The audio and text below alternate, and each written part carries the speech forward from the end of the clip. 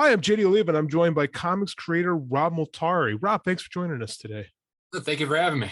Now, let's tell me a little bit about your stuff. Tell me Nightwolf in particular. That's kind of your big thing, and explain to everyone how you got started with this and kind of what it is. Right on. So Nightwolf is a story about a young man who finds out that he's born a werewolf and gets thrown into a supernatural war against demons, witches, vampires, other werewolves.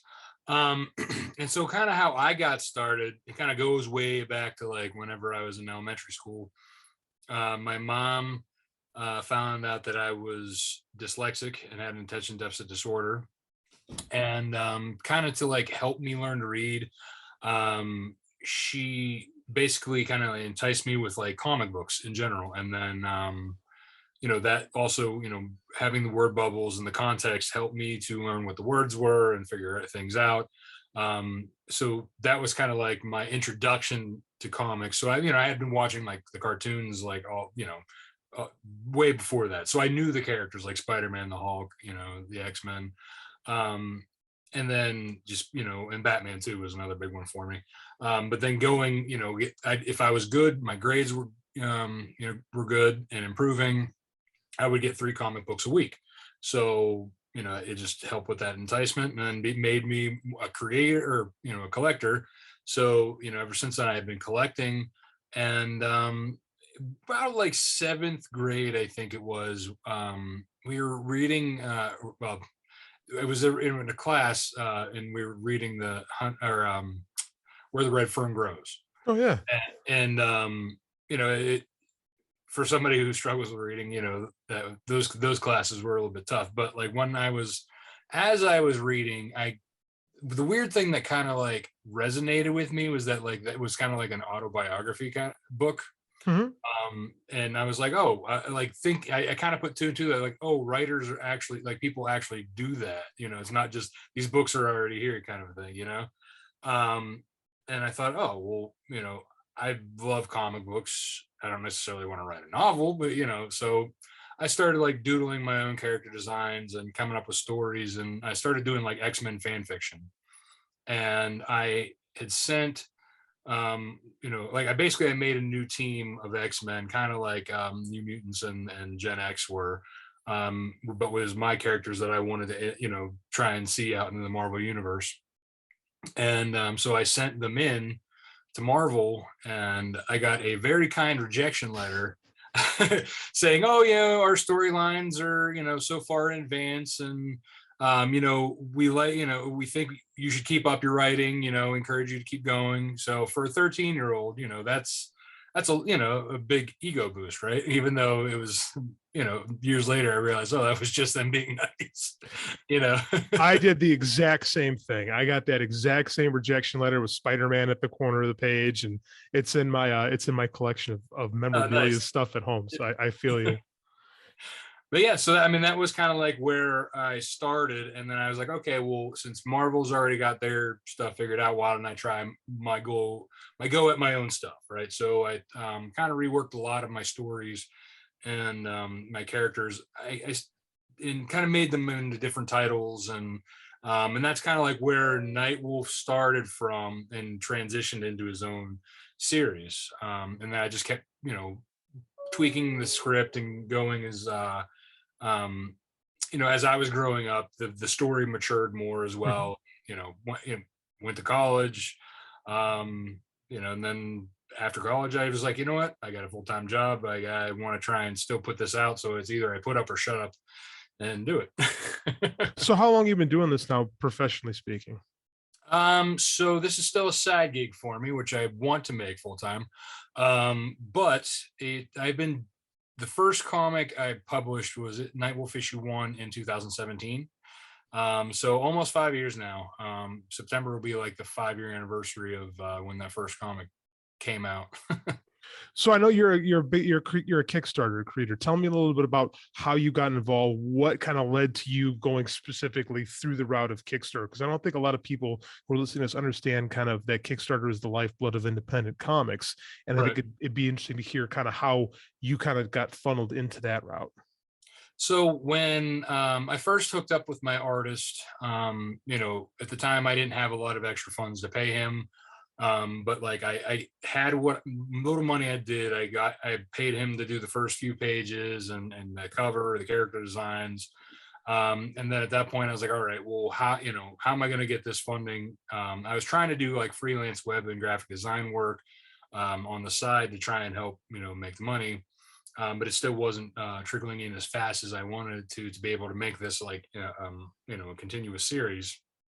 So I was looking up different ways to kind of fast track that, if you will. And um, I got an email when Joe Madureira launched his Battle Chasers video game Kickstarter.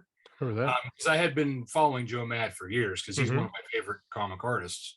And I love the Battle Chasers comics. So I always was like, when is he going to put more out? Which I know, it's been decades now since the last one. But still, I held on to that hope, right? But yeah, so when I found out about Kickstarter, I looked around, and I saw there are other indie comic publishers out there doing it. And I was like, oh, cool. This might actually be right what I need. So I thought, okay, well, I'm trying to get this to be an ongoing series. I'm going to try and fund the first 3 issues. And so in 2016, I launched a project. Though being as naive and uneducated about the platform as I went for a $20,000 goal for the first 3 issues. And, a first time, first time Kickstarter accounts don't raise that much money off the bat. But that's how much I believed in my comics, and thought, okay, well, let's do it. Let's see what happens. And so I managed to raise over $5,000, and that was, since Kickstarter's an all or nothing, I didn't get the funds. But that also showed that, like, if I would have gone and done the first issue, set my goal at 5,000, I would have been able to get that one done and moved on, right? Though it still took a little bit of a blow. It took me a couple months to recover from from that failure. But I was like, all right, cool. I'm just going to keep doing what I've been doing, getting the freelance work to pay for the first issue, get it printed, and then see what happens. So that after the book was finished, got it printed in September 2017. I'm like, okay, I have these books. Now what do I do with them? So there was a local Comic-Con called the Steel City Con that was coming up in December. They do it 3 times a year, and the December show was coming up, and it had open tables and artist alley. So that was my chance to test out the market to see if there's any interest in the book. So I took 100 of the books with me. I got a bunch of character design prints and cover posters put out on my table to fill it, so that I just wasn't sitting there with a stack of comics, just a single issue. And then I managed to sell like 96 of the books from the end of the weekend. So at that point I called my wife. I'm like, all right, we need to get issue 2 out. Is there any way we can figure something out? And she suggested let's dip into our savings, and we'll just figure it out from there. So we put issue 2 out. I continued to go to Comic-Cons. I did another Steel City Con that spring. I started spreading I went to Boston, Baltimore, Cleveland, just kept going as far as I could within driving distance. And so just, even with issue 2, like, it just kept, picking up. People were interested. So then I was like, all right, well, we already used the savings. I don't have quite enough with the sales, because with 2 comics, that doesn't necessarily pay for all of the, the cons. Basically I was breaking even for each con, but it wasn't getting me any further to paying for another issue, right? So that's when I was like, all right, I'm going to try and get back into Kickstarter now that I've built up a bit of a following. And then I saw Tyler James did his comics launch. He was doing a Facebook ad class, and I was like, oh, that's one thing I struggle with, right? Is trying to do that. So I got into that, and then I signed up for Comics Launch Pro, and I was like, all right, now I'm going to learn what I did wrong, with Kickstarter through this, and I kind of figured out, through over the next like couple months, doing that. I was like, okay, well, I was doing this right, I was doing this wrong. Let's take what I know and put up a new page for issue 3. And so issue 3, the art was completed by the time I was ready to launch my Kickstarter, and so I set it at 5,000, like I learned, and I overfunded. I almost made 8,000 on that, And so from there, it was like, all right, we have something. We're going to keep going and keep doing it, and it just kept getting bigger and snowballing. And my last campaign for Nightwolf issue 6 was over $24,000, and so it was just a constant, like I said, snowball. And and I'm trying to keep up with it now. And I have a second series called Snowpaw. So between the two series, as my side gig, just it's like I'm trying to juggle as much as I can. How many backers you're averaging a campaign now? So I would say average is about over 500. That's awesome. Yeah. I mean, I can't complain at all. I know I call them my wolf pack, and a lot of them are like raring to go, day one. As soon as it's just like boom. How are you communicating? Like, you're building this network of backers. How do you keep them kind of between your campaigns? Because it takes a long time to make comics. Yeah, How are you keeping them into you between campaigns, between books? Right on. So I have an email list, and I'm constantly giving up updates. So like when there's a new page done, or like line art, or say, hey, well, here's the latest, cover designs, same difference. So I try to do like character deep dives too, trying to be like, oh, here's where I came up with this character. Here's my original terrible looking designs compared to like Carlos's or, Mog's. And so, just trying to give like, also I do a little bit of like, oh, here's stuff that I got going on in my life. Oh, and here's some more art, and, just trying to keep, interest. So I do like a bi-monthly, so I do every 2 weeks is really as my email list goes out.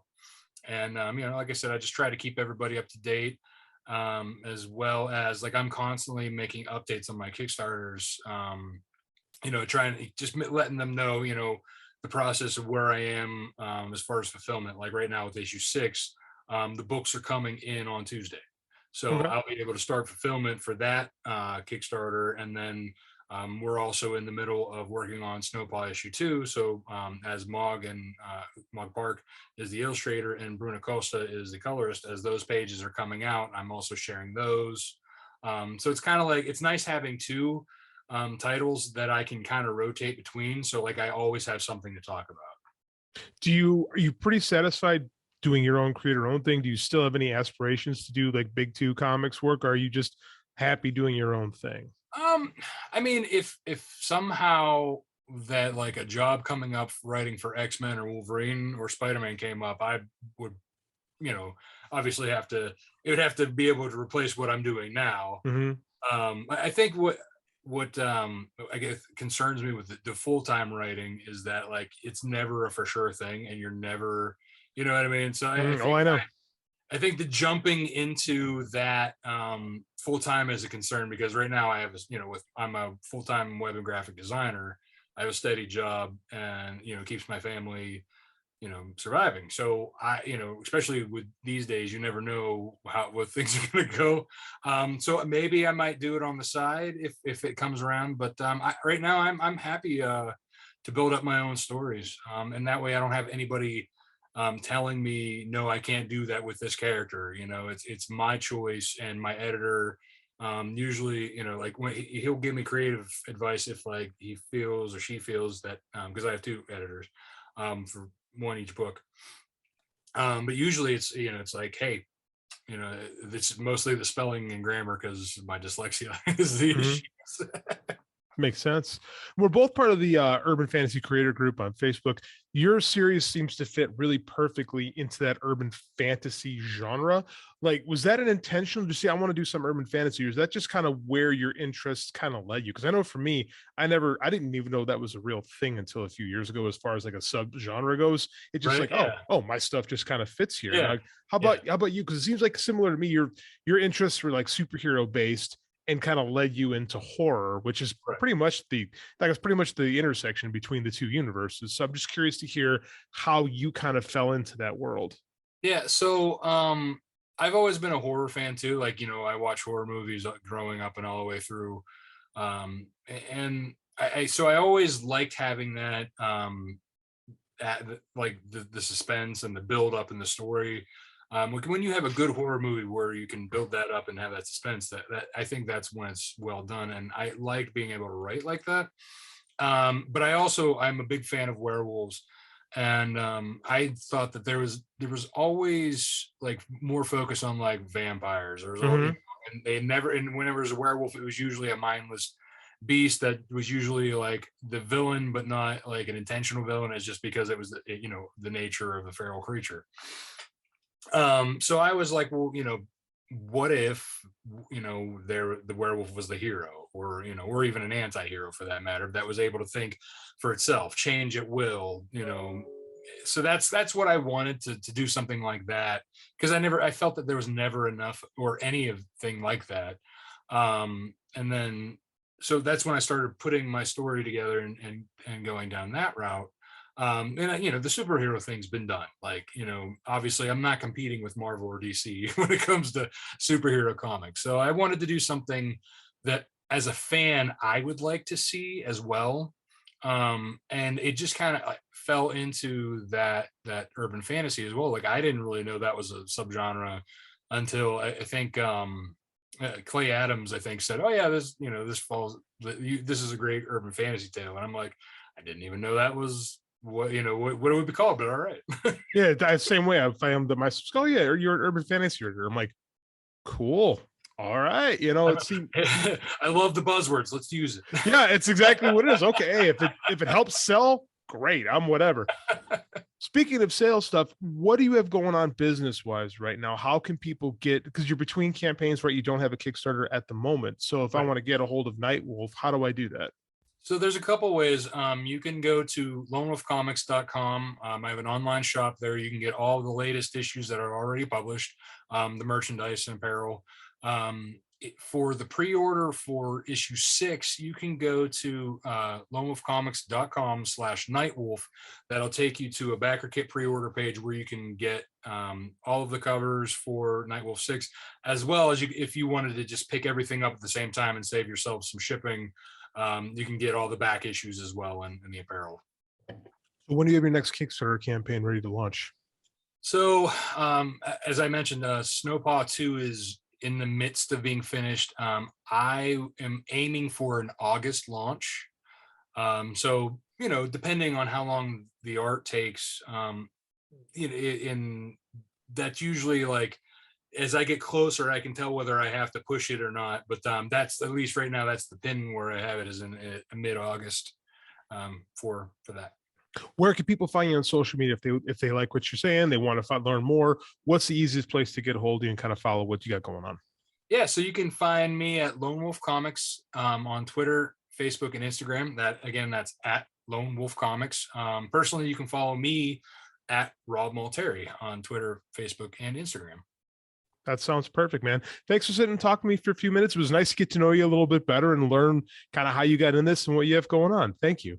Thank you again.